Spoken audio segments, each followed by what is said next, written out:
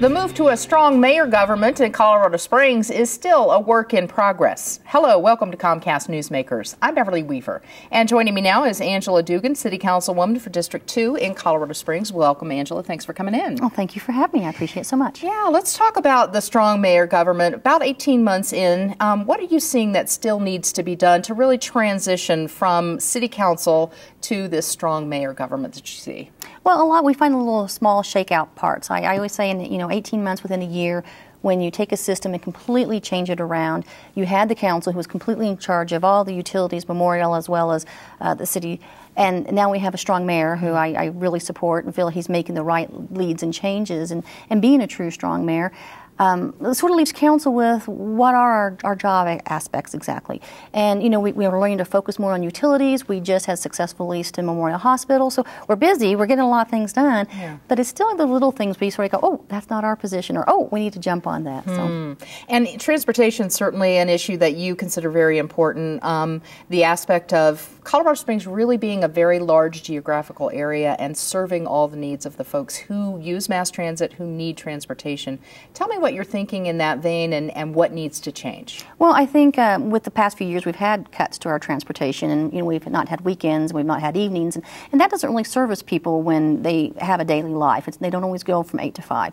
So we've got to look at, in my belief, I have to look at exactly the truly transit dependent, the people who are not able to drive, the people who need to get to the doctor's appointments or to their jobs on a daily basis. And as Colorado Springs, as you said, is such a large area, to effectively be able to do that across the city, I couldn't even think of the dollar amounts. It'd probably rival the RTD's budget. It would be very large, probably bigger than the city budget.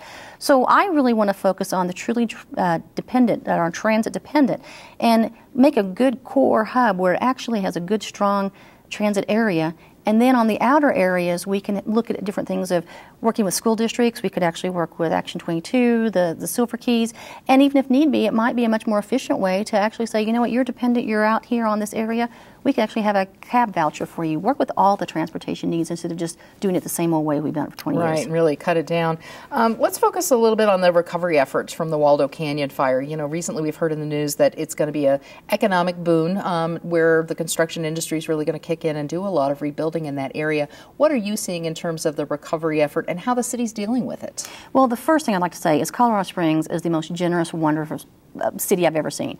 The people, everybody, whether it's children holding signs saying thank you, the amount of dollars and help that came in during the time, and now at the point of the time when you see anybody who needs help, someone's always there willing to do it.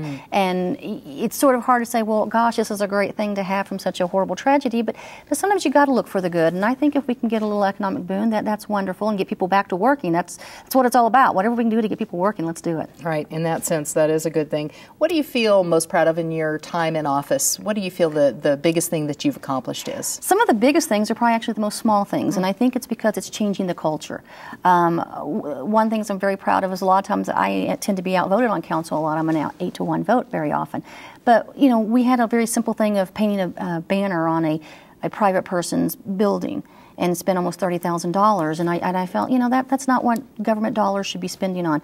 I've been very proactive in making sure our streets, we're outsourcing our snow, and I actually volunteered my district, and it worked extremely well, and it's going to be expanded.